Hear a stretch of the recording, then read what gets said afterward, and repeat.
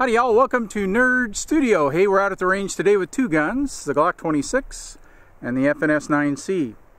These guns are close enough in specs that I thought it would be a lot of fun to sort of compare the two, tell you what I think of them side by side, and give you an idea of what my intended use for each is. Let's shoot a few rounds and we'll talk.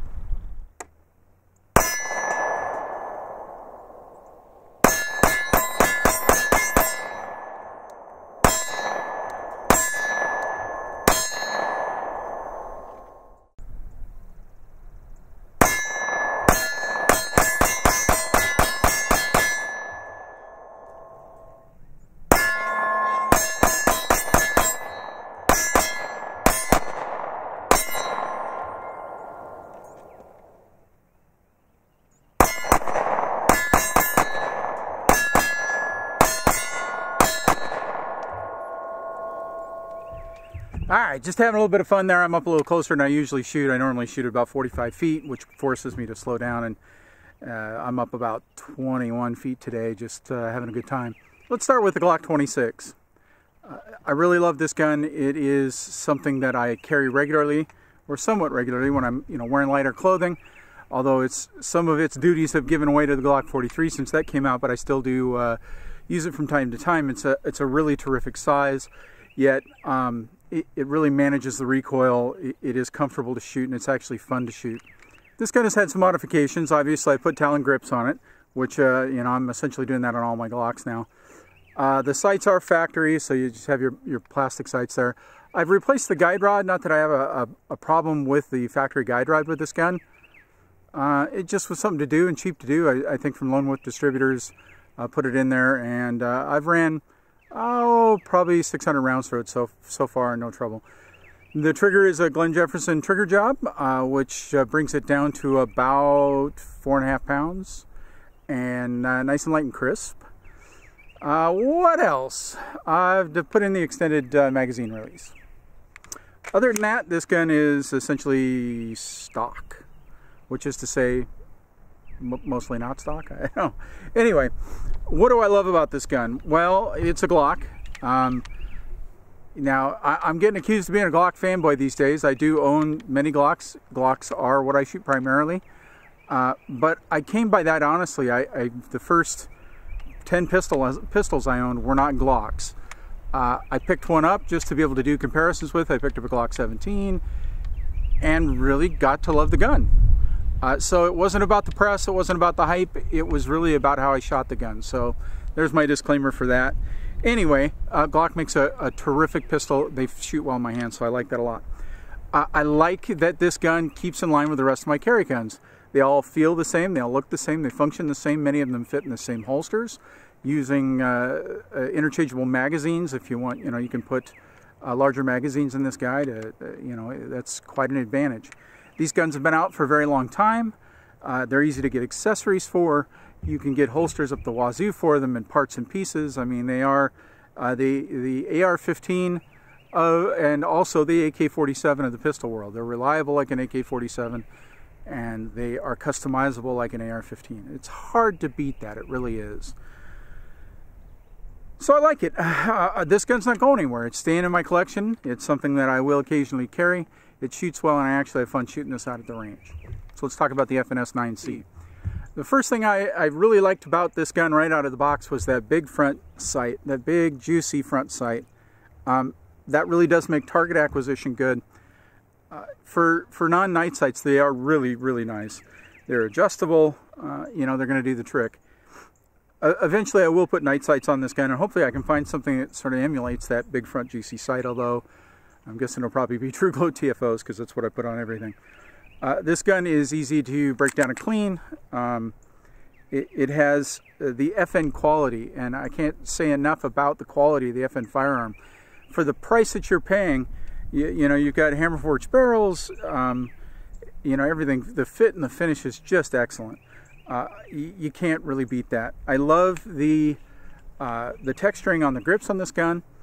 I love that this gun is truly ambidextrous. My wife is a left-hander. If she should need to pick this gun up and shoot it, it's got all the controls on both sides. So you get mag release on both sides. You've got slide release on both sides. You don't have a takedown lever on both sides, but that's, you know, not really an ambidextrous issue. So other than having an ejection port that'll go either way, it pretty much doesn't get any better than that.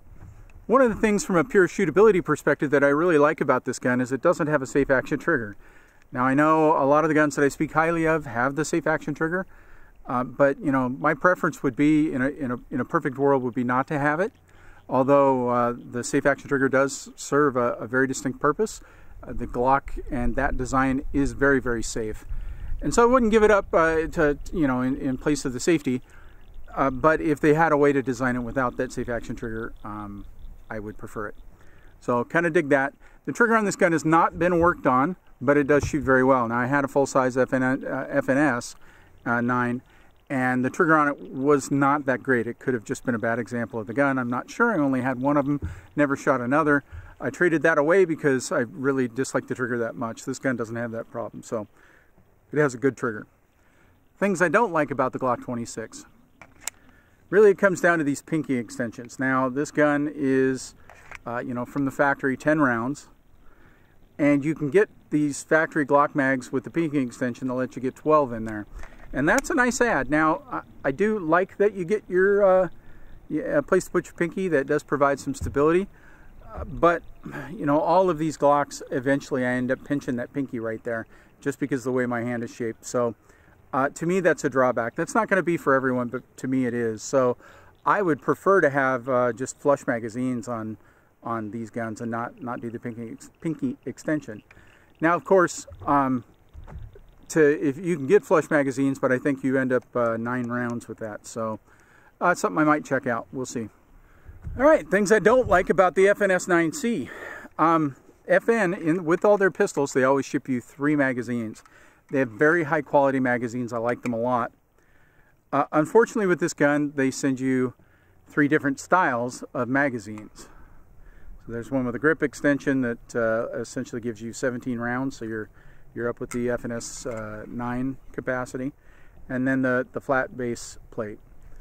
I would have much rather had 3 of either the pinky extension or the flat base plate, and then later on have picked up the other accessories that I wanted.